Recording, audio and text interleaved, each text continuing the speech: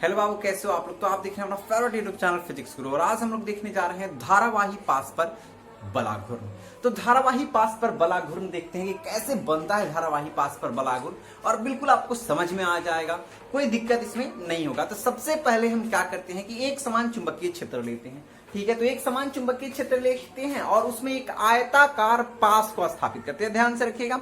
और अगर आप इंग्लिश में लिखना चाहते हैं तो लिख सकते हैं torque on a current carrying rectangular loop placed in a uniform magnetic field. तो मतलब यूनिफॉर्म मैग्नेटिक फील्ड है, मैग्नेटिक फील्ड यूनिफॉर्म है और उसमें हम क्या कर रहे हैं, एक रेक्टेंगुलर कॉइल को प्लेस्ड करते हैं और उसके लिए हम लोग क्या देखने जा रहे हैं, टॉर्क देखने जा रहे हैं। और टॉर्क इसके पहले वाले ही टॉपिक्स में आप देख चुके हैं टॉर्क के बारे में, चैप्टर नंबर 3 और 2 में देखे टॉर्क के बारे में, फिर आगे भी हम लोग देखेंगे टॉर्क के बारे में। लेकिन टॉर्क को भी हम लोग समझने का प्रयास करते हैं। टॉर्क का मतलब क्या होता है, बलाघूर्ण। बलाघूर्ण का मतलब क्या होता है, फोर्स इंप्लीमेंट करके और उसको थीटा पर घुमा देते हैं, रोटेट कर देते हैं।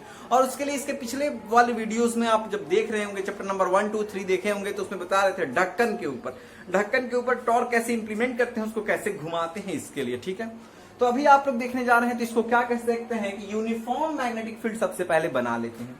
तो एक यूनिफॉर्म मैग्नेटिक फील्ड बना लूं।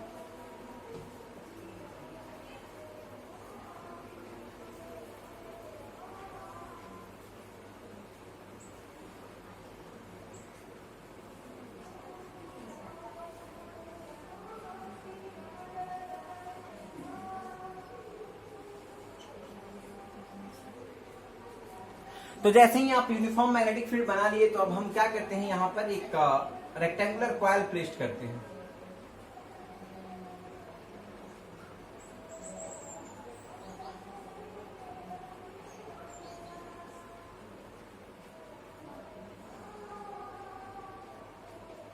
ऐसा एक रेक्टेंगुलर कॉइल है।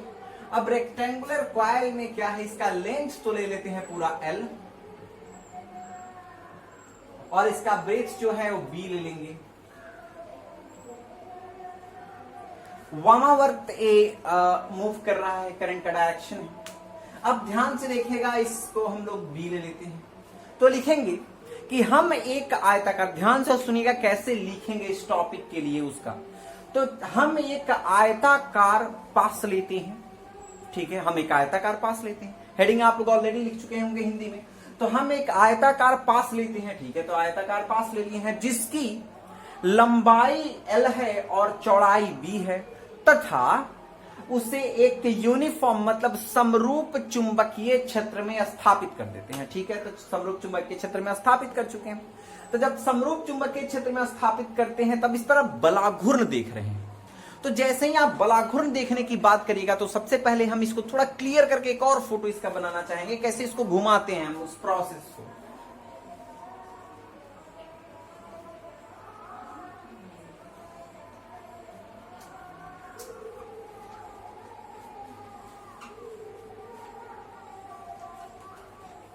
ऐसा। अब इसमें हम क्या कर सकते हैं,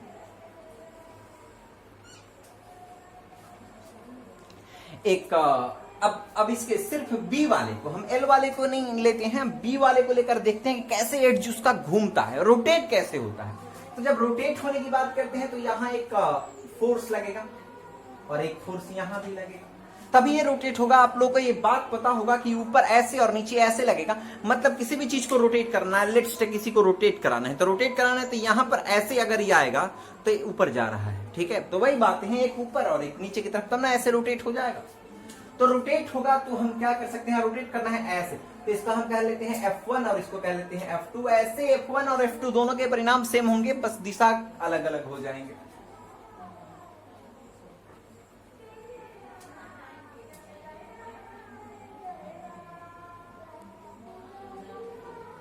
$90 डिग्री है और 90 डिग्री होने के साथ ही ध्यान से देखिएगा, इसके पूरे ब्रेथ जो है, जो इसका चौड़ाई है, चौड़ाई को हम लोग क्या ले लिए हैं, B। तो अच्छी बात है कि चौड़ाई हमारा B हो चुका है। तो जब चौड़ाई B हो चुका है, ध्यान से देखना, चौड़ाई B हो चुका है, तो अब हम इसको रोटेट करेंगे तो एंगल होगा थीटा। ये तो पता होगा, एंगल होगा थीटा। तब इसके सामने वाले को हम लोग कहते हैं P। तो P का मतलब क्या होता है, H sin थीटा। P का मतलब क्या होता है, H sin थीटा। तो इसका मतलब हो गया h साइन थीटा, तो h की जगह पर क्या है b, तो b साइन थीटा। आप मान लें कि यहां पर हम ले लेते हैं, यहां पर अगर आप ले लें यहां से a, यहां ले ले b, यहां ले c और यहां ले d, तो हम देखेंगे ए बी, तो यहां हो जाएगा a और यहां हो जाएंगे b। तब इसके लिए क्या हो जाएगा, कॉमन सा चीज है, एक चीज हो जाएगा ए बी साइन थीटा। तब क्या हो जाएगा ए बी साइन थीटा। ये तो जानते ही होंगे आप लोग कि ए बी साइन थीटा हो जाएगा। यहां भी कुछ रख लेते हैं जैसे ओ, तो इस बात से हम समझते हैं कि ए बी साइन थीटा हो जाएगा। तो कैसे, तो बी साइन थीटा, तो बी साइन थीटा, तो ए बी की जगह पर जो होगा अब क्या हो जाएगा, तो ए बी के लिए हम क्या लिख सकते हैं, तो मतलब आप लिख सकते हैं O A equal to A B sine theta, तो ए बी की जगह पर कितना है बी, और ये हो जाएगा साइन थीटा। कोई दिक्कत नहीं, तो बी साइन थीटा हो जा रहा है किसके जगह पर, ओ ए के जगह पर। ठीक है, तो ओ ए के जगह पर बी साइन थीटा हो गया। अब हम बात देखने जा रहे हैं, अब एक एक करके इसका डेरिवेशन करने जा रहे हैं। तो अब एफ का परिमाण देखेंगे एफ के लिए। तो देखो F1 कहो या F2 कहो, उससे कोई फर्क नहीं पड़ता, तो हम ज्यादा कंफ्यूजन नहीं लाएंगे, आप लोग को F इक्वल टू लिखेंगे। तो यहां तो आप लोग को दिखाई दे रहा होगा F इक्वल टू क्या हो जाएगा, तो F इक्वल टू होता है, शायद आप लोग को याद हो, F इक्वल टू होता है BIL साइन थीटा। याद है BIL साइन थीटा।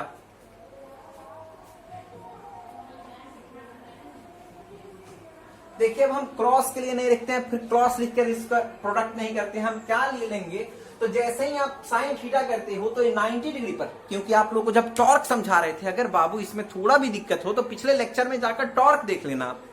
जब आप टॉर्क पढ़ रहे थे, हम आपको समझा रहे थे टॉर्क में, तब बोल रहे थे कि जब भी लगेगा फोर्स तो 90 डिग्री पर। जब ढक्कन खोलने के लिए लगाते हैं ना, तो ऐसे पकड़ते हैं, इधर 90 और इधर 90, तो 90 पर फोर्स लगता है, तो 90 पर फोर्स लगता है, तो यहाँ थीटा इक्वल टू 90 हो जाएगा, थीटा इक्वल टू 90 डिग्री। तो F इक्वल टू क्या हो जाएगा, BIL हो जाएगा। यहां तक तो कोई डाउट नहीं होगा, F इक्वल टू BIL हो जाएगा, और इसको इक्वेशन 1 लिख लेंगे। अब बातें आप जानते हैं एक और चीज की, टॉर्क का क्या होता है फॉर्मूला। तो टॉर्क का क्या होता है, तो आप सुनते होंगे टॉर्क का, उसको कहते हैं ना बलाघूर्ण। तो बलाघूर्ण का मतलब कि कार्य है, कार्य ही है एक। तो कार्य का फॉर्मूला क्या होता है, तो बल गुना विस्थापन। तो हम क्या लिख सकते हैं, टाउ इक्वल टू, तो यहां लिख लीजिएगा हिंदी में, यहां पर इस लाइन में लिखिएगा बलाघूर्ण के लिए। तो बलाघूर्ण के लिए क्या हो जाएगा, tau equal to F into OA। क्यों ऐसा हो जाएगा, क्योंकि आप जानते हैं, पहले से जानते हैं इस चीज को कि OA जो है ना, तो यही डिस्प्लेसमेंट है, मतलब इसको घुमाएंगे तो यहां से, ठीक है, ऐसे घुमाएंगे तो यही बातें हो जाएगा कि टाउ इक्वल टू क्या हो जाएगा, तो F के जगह पर कितना रखा हुआ है, तो इक्वेशन 1 को अगर इक्वेशन 2 में रख लें, या आप कह लें ऐसे कि हम F इक्वल टू तो पहले से जानते हैं, तो F इक्वल टू जानते हैं, तो क्या लिख लेंगे BIL, और OA के जगह पर क्या हो जाएगा, B साइन थीटा। ये साइन थीटा इसका नहीं है, ये साइन थीटा इसका नहीं है, साइन थीटा हमारा कॉमन सा चीजें हैं इसके लिए, बी साइन थीटा के लिए, ठीक है। तो जैसे ही आप रख लोगे, तो अभी कॉमन चीजें इसमें क्या आ जाएगा कि LB लेंथ इनटू ब्रेथ। तो लेंथ और ब्रेथ का अगर मल्टीप्लाई कर देते हैं, लंबाई और चौड़ाई को गुना कर देते हैं, तो लंबाई गुना चौड़ाई इक्वल टू एरिया हो जाता है, क्षेत्रफल हो जाता है। तो हम क्या लिख लेंगे यहां, BIA साइन थीटा। तो एक कॉमन सा चीजें हो गया कि इतना आपका फॉर्मूला हो जाएगा, और एक फॉर्मूला कंप्लीट हो गया BIA साइन थीटा। लेकिन एक बातें हैं कि एक तार तो होगा नहीं, हम कितने आयतकार लूप लिए हैं, एक के लिए, लेकिन एक के लिए कॉमनली होगा नहीं, ये फॉर्मूला हो चुका है, लेकिन एक तो होगा नहीं। तो जब एक नहीं होगा तो क्या होगा, तो n के लिए देखेंगे। किसके लिए देखेंगे, n, मतलब ऐसा फेरों की संख्या क्या हो, n हो।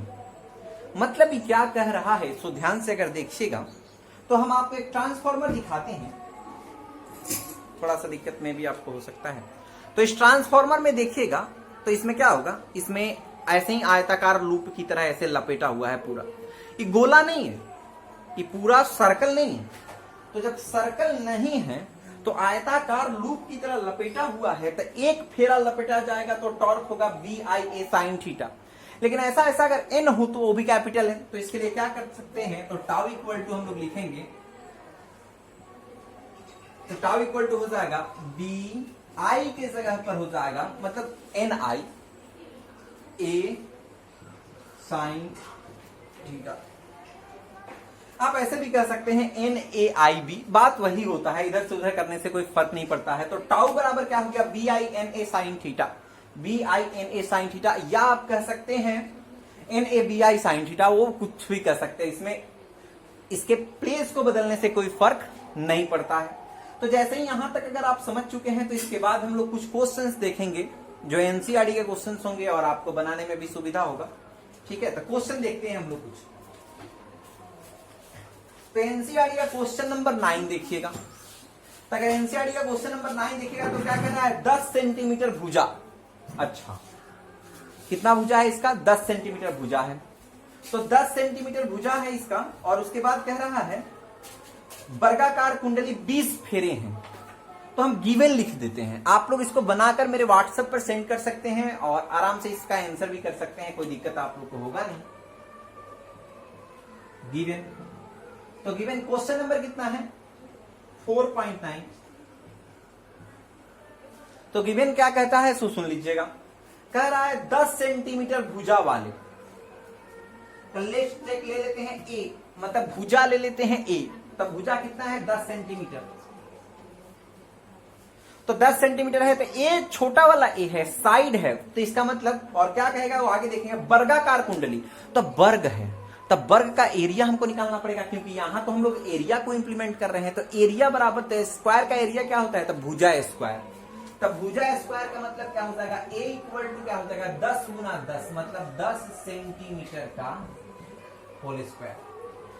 10 सेंटीमीटर का होल स्क्वायर, ऐसे आप लोग कॉमनली जानते होंगे, इसको कोई दिक्कत नहीं होगा आपको। अब उसके बाद क्या कह रहा है, फेरों की संख्या 20 है, तो n इक्वल टू क्या हो जाएगा, 20। उसके बाद क्या कह रहा है, सो सुनिएगा, इसमें 12 एम्पियर धारा बह रहा है। तो धारा बह रहा है 12 एम्पियर, 12 एम्पियर। तो धारा बह रहा है आपका 12 एम्पियर। यहां तक तो कॉमन सा चीजें हैं जो कंप्लीट हो चुका है आप लोगों के लिए। अब कह रहा है कुंडली को ऊर्ध्वाधर कोण लटकाया गया है, कुंडली 0.8, कुंडली को 0.8 टेस्ला, मतलब B बराबर कह रहा है, अभी जगह है और दिखाई भी दे रहा है, तो B बराबर कहा है 0.8 टेस्ला। तो 0.8 टेस्ला कह दिया B बराबर भी। अब एक और चीजें कह रहा है, तथा थीटा जो है घुमाया है, वो थीटा इक्वल टू 30 डिग्री है, 30 डिग्री। अब क्या बता देना है, तो बलाघूर्ण बता देना है। तो कॉमन सा चीजें आपका ए निकाल चुके हैं, ध्यान से देखो, ए निकाल चुके हैं, ए वहां दिया हुआ है 10 सेंटीमीटर स्क्वायर। अभी भी आप लोग गलती कर सकते हैं, वहां हम उसको थोड़ा सा और सॉल्व करके छोटा कर देते हैं। जैसे ही देखो यहाँ 10 सेंटीमीटर स्क्वायर को आप स्क्वायर करोगे ना, तो ये हो जाएगा 100, अब गुना हो जाएगा इस सेंटी का 10⁻⁴ मीटर स्क्वायर। अब इतना तक तो होना चाहिए, अब बन जाना चाहिए आप लोगों से, उम्मीद है। अब उसके बाद क्या कर, थीटा निकल चुका है, तो यहां देखो B दिया हुआ है, I दिया हुआ है, N दिया हुआ है, A दिया हुआ है, साइन थीटा में थीटा दिया हुआ है। तो पूरा जब आप जानते हैं तो इसको रख के आप बना सकते हो, कोई क्वेश्चन में दिक्कत नहीं होगा। अब हम लोग अगला क्वेश्चन देख लेते हैं, एक और क्वेश्चन इसका, ठीक है, एक और क्वेश्चन देखते हैं। क्वेश्चन नंबर कितना होगा आपका, तो क्वेश्चन नंबर है आपका 13 नंबर क्वेश्चन देखते हैं। तो 13 नंबर क्वेश्चन कैसे बनेगा, इसको देख लीजिएगा, थोड़ा सा ध्यान से देखिएगा, समझ में भी आ जाएगा। तो 13 नंबर क्वेश्चन में कह रहा है 8 सेंटीमीटर त्रिज्या। अच्छा, यहां बस यही एक चेंज हो जाएगा, जो बहुत अलग सी चीजें हैं, ठीक है। कह रहा है गिवन 4.13, तो गिवन क्या कह रहा है, ये ध्यान से देखिएगा। तो कह रहा है 8 सेंटीमीटर त्रिज्या, अच्छा R 8 सेंटीमीटर। उसके बाद क्या कह रहा है, 30 फेरे हैं, तो N बराबर कह रहा है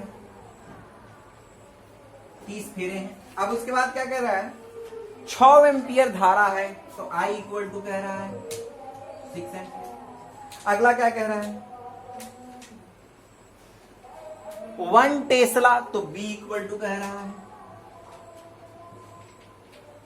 अब क्या कह रहा है, कोण भी कह रहा है, थीटा इक्वल टू भी कह रहा है 60 डिग्री, थीटा इक्वल टू भी 60 डिग्री।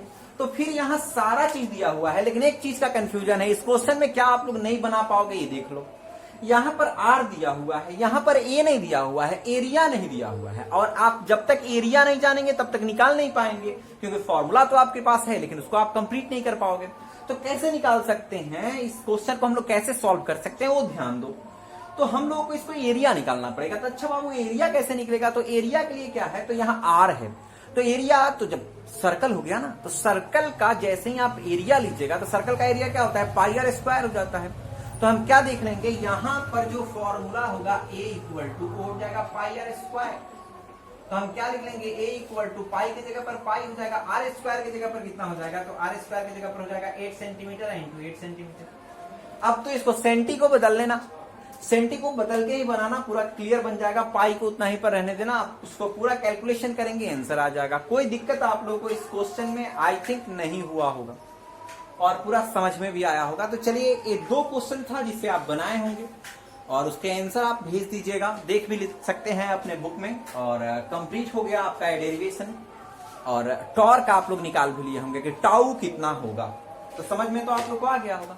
चलते हैं, तो नेक्स्ट वीडियो में आप लोग अगला टॉपिक देखिएगा, तब तक के लिए टाउ कंप्लीट कर लीजिए। और एक लास्ट टॉपिक होगा आप लोग का क्या, चल कुंडली, गैल्वेनोमीटर, और ये चैप्टर खत्म हो जाएंगे, ठीक है। तो एक गैल्वेनोमीटर देखिएगा, गैल्वेनोमीटर के बाद चैप्टर एंड हो जाएगा, उसके बाद हम लोग नेक्स्ट चैप्टर में चलेंगे, ठीक है। तब तक के लिए bye bye, stay tuned, physics गुरु।